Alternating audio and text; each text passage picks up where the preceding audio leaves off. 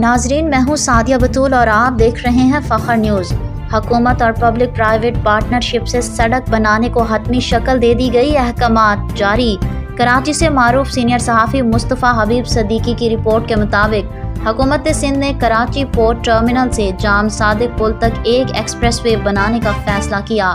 ARY news نے پیر کو report کیا۔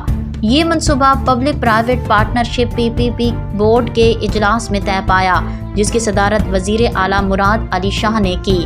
وزیر اعلیٰ نے کہا، سڑک کا 12.5 کلومیٹر حصہ زمین سے اوپر ہوگا اور بقیہ حصہ زیر زمین ہوگا۔ KPT ٹرمینل سے ایکسپریس وے جام صادق پل پر ملیر ایکسپریس وے سے جڑے گی۔ وزیر اعلیٰ نے سندھ کے محکمہ بلدیات کو ہدایت کی کہ وہ PPP یونٹ کے ساتھ مل کر اس منصوبے کو حتمی شکل دیں۔ انہوں نے کہا، حکومت اس سڑک کو پبلک پرائیویٹ پارٹنرشپ کے تحت اپنے وسائل سے بنائے گی۔